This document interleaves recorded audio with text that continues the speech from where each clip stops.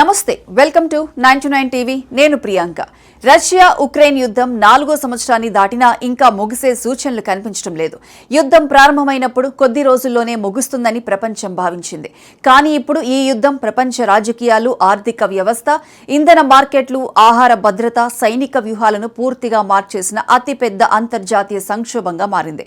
తాజాగా మరోసారి రష్యా భారీ స్థాయిలో క్షిపణులు, డ్రోన్లతో ఉక్రెయిన్పై దాడులు చేయడంతో కనీసం 22 మంది ప్రాణాలు కోల్పోయారు.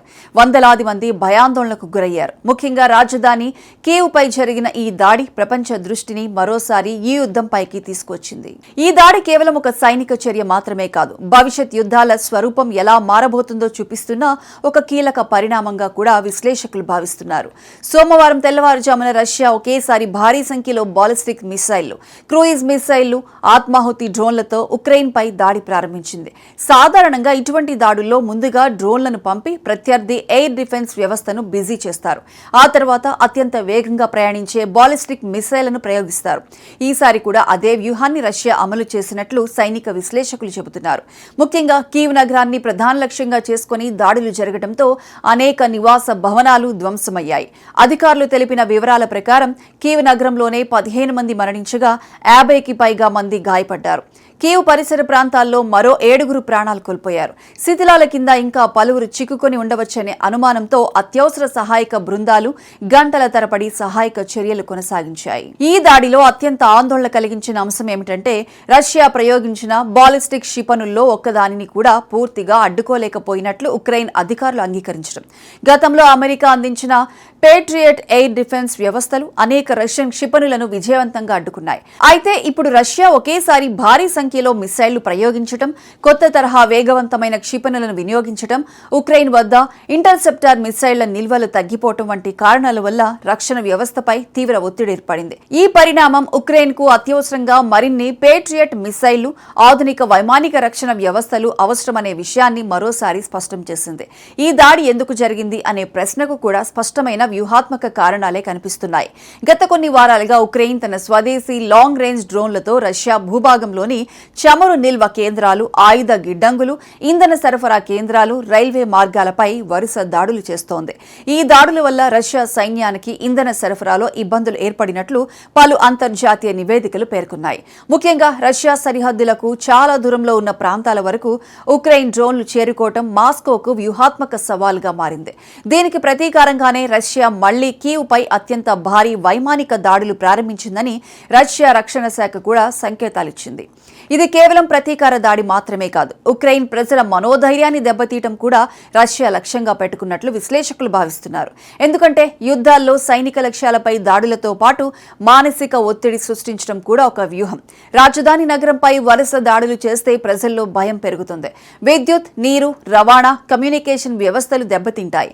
ప్రభుత్వంపై ప్రజలు ఒత్తిడి పెరుగుతుంది. ఈ కారణంగానే రష్యా తరచూ కీవ్ వంటి ప్రధాన నగరాలను లక్ష్యంగా ఎంచుకుంటోంది. మరోవైపు ఉక్రెయిన్ కూడా గతంతో పోలిస్తే పూర్తిగా మారిపోయింది. యుద్ధం ప్రారంభమైనప్పుడు ప్రధానంగా పాశ్చాత్య దేశాలు ఇచ్చిన ఆయుధాలపై ఆధారపడిన ఉక్రెయిన్ ఇప్పుడు స్వదేశీ డ్రోన్ టెక్నాలజీలో ప్రపంచ దృష్టిని ఆకర్షిస్తోంది. వేల కిలోమీటర్ల దూరం ప్రయాణించే లాంగ్ రేంజ్ డ్రోన్లు, సముద్ర డ్రోన్లు, ఏఐ ఆధారిత లక్ష్య నిర్ధారణ వ్యవస్థలు, ఎలక్ట్రానిక్ వార్ఫేర్ పరికరాల అభివృద్ధిలో ఉక్రెయిన్ గణనీయమైన పురోగతి సాధించింది. ఈ డ్రోన్ల సహాయంతో రష్యా భూభాగంలోని కీలక ఇంధన కేంద్రాలు, సైనిక స్థావరాలపై దాడులు జరిపి రష్యా సరఫరా వ్యవస్థకు ఆటంకం కలిగిస్తోంది. అందుకే ఈ యుద్ధాన్ని ఇప్పుడు డ్రోన్ యుద్ధంగా కూడా పిలుస్తున్నారు. ఈ పరిణామాల మధ్య ఉక్రెయిన్ అధ్యక్షుడు జెలెన్స్కీ మరోసారి పాశ్చాత్య దేశాల సహాయాన్ని కోరుతున్నారు. ముఖ్యంగా అమెరికా నుంచి మరిన్ని పేట్రియట్ ఎయిర్ డిఫెన్స్ వ్యవస్థలు, ఇంటర్సెప్టార్ మిసైళ్లు, ఆధునిక రాడార్లు, దీర్ఘశ్రేణి రక్షణ సామగ్రి కావాలని ఆయన పునరుద్ఘాటిస్తున్నారు. రాబోయే నాటో సమావేశంలో కూడా ఇదే ప్రధాన అంశంగా మారే అవకాశం ఉంది. ఎందుకంటే ఉక్రెయిన్ కు సరిపడా వైమానిక రక్షణ లేకపోతే రష్యా ఇటువంటి భారీ దాడులను మరింత పెంచే అవకాశం ఉందని భద్రతా నిపుణులు హెచ్చరిస్తున్నారు. ఈ యుద్ధం ప్రపంచ ఆర్థిక వ్యవస్థపై కూడా ప్రత్యక్ష ప్రభావం చూపుతోంది. రష్యా ప్రపంచంలో అతిపెద్ద చమురు, సహజ వాయువు, ఎరువులు, గోధుమల ఎగుమతిదారుల్లో ఒకటి. ఉక్రెయిన్ కూడా గోధుమలు, మొక్కజొన్న, సన్ఫ్లవర్ ఆయిల్ వంటి వ్యవసాయ ఉత్పత్తుల్లో కీలక దేశం. ఈ రెండు దేశాల మధ్య యుద్ధం కొనసాగటం వల్ల ప్రపంచ ఆహార భద్రత, ఇంధన ధరలు, సరఫరా వ్యవస్థలపై ప్రభావం పడుతోంది. ముఖ్యంగా యూరోప్ దేశాలు ప్రత్యామ్నాయ ఇంధన వనరుల కోసం భారీగా పెట్టుబడులు పెడుతున్నాయి. మరోవైపు రక్షణ రంగంలో కూడా ప్రపంచవ్యాప్తంగా ఖర్చులు పెరుగుతున్నాయి. ఈ యుద్ధం నుంచి ప్రపంచ దేశాలు నేర్చుకుంటున్న మరో ముఖ్యమైన పాఠం ఏమిటంటే భవిష్యత్తు యుద్ధాలు పూర్తిగా సాంకేతికత ఆధారంగా ఉండబోతున్నాయి. ఒకప్పుడు ట్యాంకులు, యుద్ధ విమానాలు, భారీ సైన్యాలే విజయాన్ని నిర్ణయించేవి. ఇప్పుడు మాత్రం $1,000 విలువైన ఒక చిన్న డ్రోన్ $1,00,000 విలువైన ట్యాంకును ధ్వంసం చేయగలుగుతోంది. ఉపగ్రహాల కృత్రిమ మేధస్సు, ఎలక్ట్రానిక్ వార్ఫేర్, సైబర్ దాడులు, ఖచ్చితత్వంతో దాడి చేసే క్షిపణులు ఆధునిక యుద్ధాల రూపాన్ని పూర్తిగా మార్చేశాయి. అందుకే ప్రపంచ దేశాలు తమ రక్షణ వ్యూహాలను వేగంగా మార్చుకుంటున్నాయి. అయితే ఈ యుద్ధంలో అత్యంత పెద్ద నష్టాన్ని చవి చూస్తున్నది సామాన్య ప్రజలే. లక్షలాది మంది తమ ఇళ్లను కోల్పోయారు. వేలాది కుటుంబాలు శరణార్థులుగా మారాయి. పిల్లల విద్య దెబ్బతింది. ఆసుపత్రులు, పాఠశాలలు, నివాస ప్రాంతాలు కూడా యుద్ధ ప్రభావానికి గురవుతున్నాయి.